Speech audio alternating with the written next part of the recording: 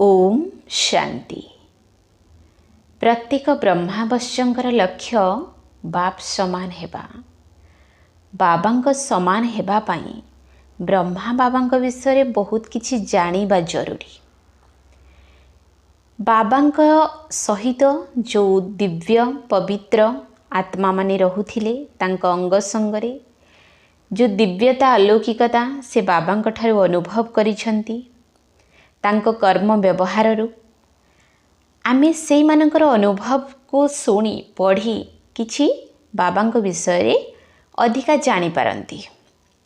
तेणु आजी दीदी मनमोहिनींकर अनुभव जे कि यज्ञ आरंभरू ब्रह्मा बाबांक सहित बाबांक अंग संगरे रही आसिछंती, बाबांक ठारू दिव्य अलौकिक पालना पाई आसिछंती। तेणु आमे सेई दिव्य अनुभव को सुनिकी निजर दिव्यता को बढ़ाइबा।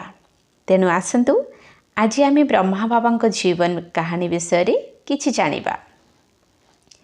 थरे जणे गेरुआ वस्त्रधारी सन्यासी बाबांक सहित साक्षात करिबा पई आसिले। तांकर परिचय पत्र नेई दीदी मनमोहिनी ब्रह्मा बाबांक पाखकु गले। बाबा स्वीकृति देले साक्षात करिबा पई, अर्थात देखा करिबा पई। बाबा जेतले स्वीकृति देले तो बाबा जो रूम रे सब पिला मानक सहित मिसंती, दीदी मनमोहिनी से सन्यासी को आनिकी सेही रूम रे बसेइले।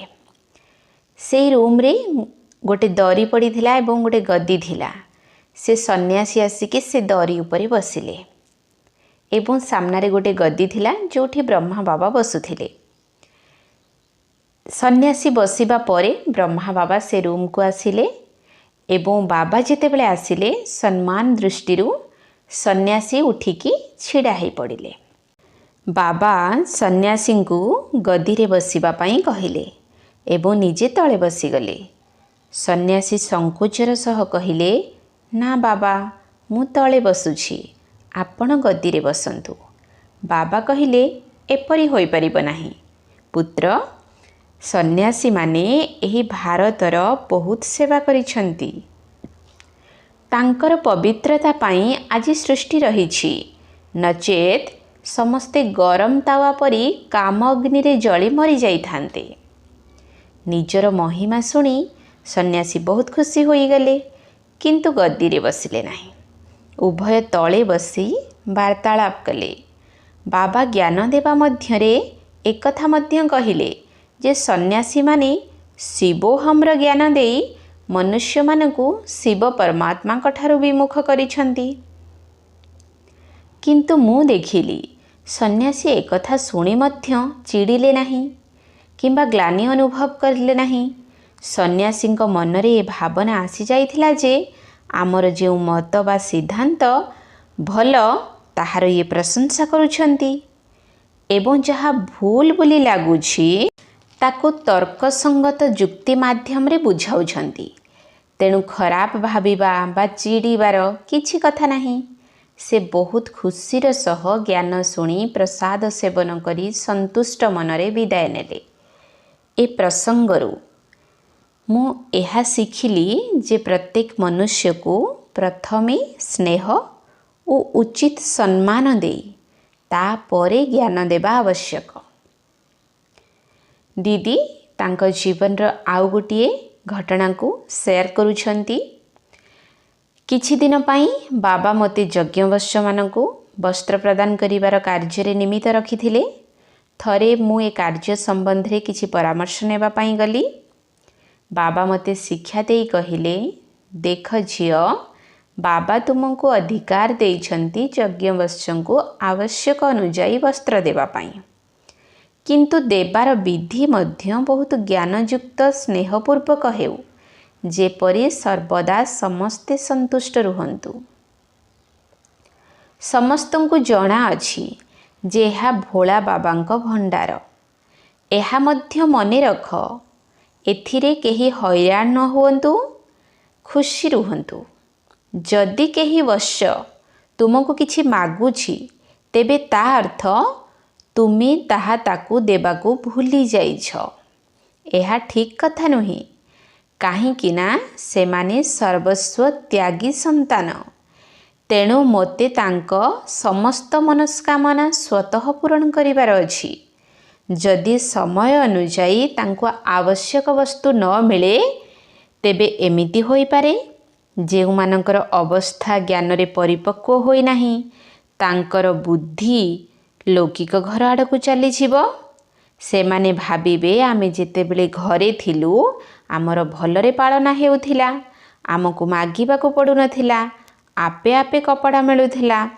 ଯଦି ତୁମେ ତାଙ୍କ ମନରେ ଏହି ସଂକଳ୍ପ ଆସିବାର ନିମିତ୍ତ ହେଲ ତେବେ ତାଙ୍କ ଅବସ୍ଥା ପତନର ବୋଝ ତୁମ ଉପରେ ହିଁ ପଡ଼ିବ।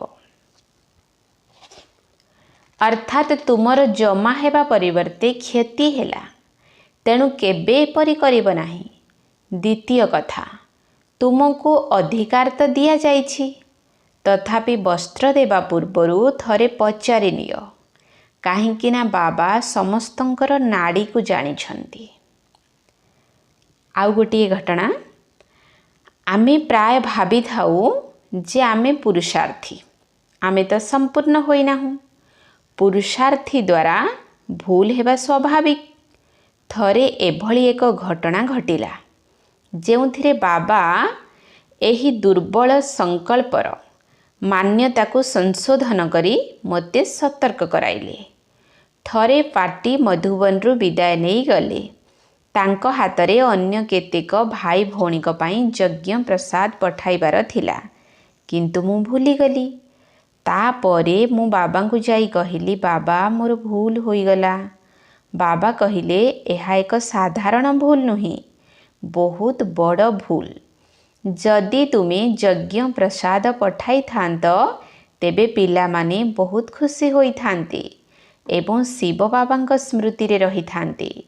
ବାବା ମୋତେ କହିଲେ, ଭୁଲ କେବଳ ଏତିକି ନୁହେଁ ଯେ ତୁମେ ପ୍ରସାଦ ଦେବାକୁ ଭୁଲିଗଲ, କିନ୍ତୁ ଏହାର କାରଣ ହେଉଛି ତୁମେ ଯୋଗଯୁକ୍ତ ହୋଇ କାର୍ଯ୍ୟ କରୁନାହଁ, ନଚେତ୍ ଭୁଲ ହୋଇନଥାନ୍ତା। ଏହି ଦ୍ୱିତୀୟ ଭୁଲ ହିଁ ବଡ଼ ଭୁଲ।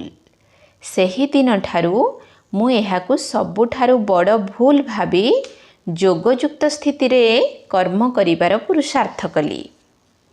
ମୁଁ ବାବାଙ୍କ ପ୍ରତ୍ୟେକ ଚାଲିଚଳନ ଏବଂ ଅଖଣ୍ଡ ତପସ୍ୟାକୁ ବହୁତ ନିକଟରୁ ଦେଖିଛି।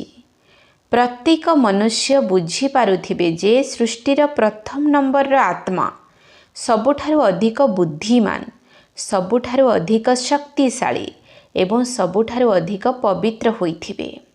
ବ୍ରହ୍ମା ବାବା ସେହି ଆତ୍ମା ଥିଲେ ଯିଏ ଶିବ ବାବାଙ୍କ ପ୍ରତ୍ୟେକ ଶିକ୍ଷାକୁ ଜୀବନରେ ପାଳନ କରୁଥିଲେ। 1968 ମସିହା କଥା ସ୍ମୃତିରେ ଆସିଲେ ବାବାଙ୍କର ସେହି ତପସ୍ୱୀ ରୂପ ଭୁଲି ହେଉନାହିଁ, ଯାହାକି ଆଜି ବାରମ୍ବାର ମୋତେ ପ୍ରେରଣା ଦେଉଛି।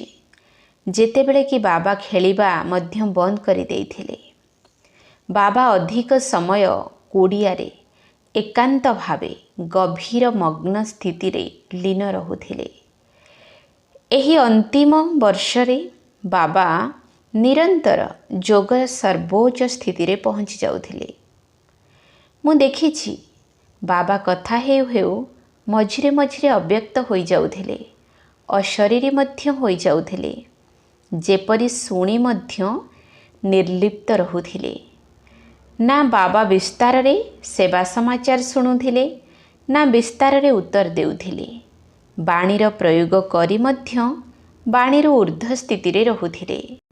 ପଦେ ଦୁଇ ପଦ କଥା ସମସ୍ତଙ୍କୁ ବାଣୀରୁ ଉର୍ଦ୍ଧ୍ୱକୁ ନେଇଯାଉଥିଲା।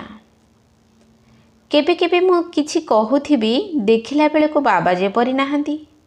ପୁଣି କିଛି ସମୟ ପରେ ବାବା କହୁଥିଲେ, ହଁ ଝିଅ, କ'ଣ କହୁଥିଲ? ଶେଷ ଦିନ ଗୁଡ଼ିକରେ ଯେତେବେଳେ ମୁଁ ବାବାଙ୍କ ପାଖକୁ ଯାଉଥିଲି, କୋଠରୀରେ ନିସ୍ତବ୍ଧତା ଅନୁଭବ ହେଉଥିଲା। ମୁଁ ନିଜେ ମଧ୍ୟ ଅଶରୀରୀ ହୋଇଯାଉଥିଲି। ବହୁତ ସମୟ ପର୍ଯ୍ୟନ୍ତ ବାବାଙ୍କ ଠାରୁ ଦୃଷ୍ଟି ନେଉଥିଲି। ଏହା ମଧ୍ୟ ଭୁଲି ଯାଉଥିଲି ଯେ ମୁଁ କେଉଁ କାମରେ ଆସିଛି। ଯେତେବେଳେ ମୁଁ ବାବାଙ୍କୁ ଭୋଜନ ଖୁଆଉଥିଲି, ବାବା ସମ୍ପୂର୍ଣ୍ଣ ଯୋଗଯୁକ୍ତ ହୋଇ ଧୀରେ ଧୀରେ ଭୋଜନ ସ୍ୱୀକାର କରୁଥିଲେ। ବାରମ୍ବାର ମୋତେ ମନେ ପକାଇ ଦେଉଥିଲେ, ଝିଅ ତୁମେ କାହାକୁ ଖୁଆଉଛ? ବାବା ମୋତେ କହୁଥିଲେ, ଦିଦି ତୁମେ ମୋତେ ମଧ୍ୟ ପଚାର, ବାବା ଶିବ ବାବା ମନେ ଅଛନ୍ତି? କେତେ ନିରହଙ୍କାରୀ ଥିଲେ ପ୍ରିୟ ବାବା। କେବେ କେବେ ବାବା ସ୍ନାନ କରୁଥିବା ସମୟରେ କେଉଁଠାରୁ ଫୋନ୍ ଆସିଲେ ମୁଁ ଯାଇ କହୁଥିଲି, ବାବା ଫୋନ୍ ଆସିଛି। ବାବା କହୁଥିଲେ, କହିଦିଅ। ବାବା ଶିବ ବାବାଙ୍କ ରଥ ଉପରେ ଲୋଟା ଚଢ଼ାଉଛନ୍ତି। ଏହି ପ୍ରକାରର ବାବା ପ୍ରତ୍ୟେକ କର୍ମରେ ଯୋଗକୁ ମନୋରଞ୍ଜନର ସାଧନ କରି ଦେଇଥିଲେ। ବାବାଙ୍କ ପ୍ରତ୍ୟେକ କର୍ମ ଯୋଗଯୁକ୍ତ ଥିଲା। ପତ୍ର ଲେଖିବା ସମୟରେ, ଶୁଣିବା ସମୟରେ, ପିଲାମାନଙ୍କ ସହ ମିଶିବା ସମୟରେ ବାବା ଶିବ ବାବାଙ୍କ ସାଥିରେ ରହୁଥିଲେ। ଖେଳିବା ସମୟରେ, ପିକନିକ୍ କରିବା ସମୟରେ ମଧ୍ୟ ଅଲୌକିକ ନିଶାରେ ରହୁଥିଲେ। ପିକନିକ୍ ସମୟରେ ମଧ୍ୟ ବାବା ଇସାରା ଦେଉଥିଲେ, ସ୍ମୃତି ସ୍ୱରୂପ ରୁହ। ବାବା କହୁଥିଲେ, ନଚେତ୍ ଶିବ ବାବା କହିବେ ଯେ ପିଲାମାନେ ଖେଳକୁଦରେ ଏତେ ମଜିଗଲେ ଯେ ବାବାଙ୍କୁ ବି ଭୁଲିଗଲେ। ଅନ୍ତିମ ଦିନ ଗୁଡ଼ିକରେ ଏପରି ଲାଗୁଥିଲା ଯେପରି ବାବା ସଦା ସର୍ବଦା ଶିବ ବାବାଙ୍କ ସହ କଥା ହେଉଥିଲେ। ବାବାଙ୍କ ଚତୁର୍ଦିଗରେ ନୀରବତା ଅନୁଭବ ହେଉଥିଲା। ଯାହା ଉପରେ ଦୃଷ୍ଟି ପଡ଼ୁଥିଲା ସେ ମଧ୍ୟ ଶରୀରରୁ ଅଲଗା ହୋଇଯାଉଥିଲେ। ଅଧିକ କଥା ହେବାକୁ ଇଚ୍ଛା ହେଉନଥିଲା ଏବଂ ସ୍ୱତଃ ସମସ୍ୟାର ସମାଧାନ ହୋଇଯାଉଥିଲା। ଏହା ଥିଲା ବାବାଙ୍କର ଅନ୍ତିମ ତପସ୍ୟା, ଯାହାଦ୍ୱାରା ବାବା ସମ୍ପୂର୍ଣ୍ଣ ଅବ୍ୟକ୍ତ ଫରିସ୍ତା ହୋଇଗଲେ। ଆମେ ବ୍ରହ୍ମାବଶ୍ୟ ମଧ୍ୟ ଅଧିକ ପୁରୁଷାର୍ଥ, ସମ୍ପୂର୍ଣ୍ଣ ତ୍ୟାଗ, ନମ୍ରତା ଏବଂ ସମର୍ପଣମୟତାକୁ ଧାରଣ କରି ତାଙ୍କ ସମାନ ଫରିସ୍ତା ହୋଇପାରିବା। ଓମ୍ ଶାନ୍ତି।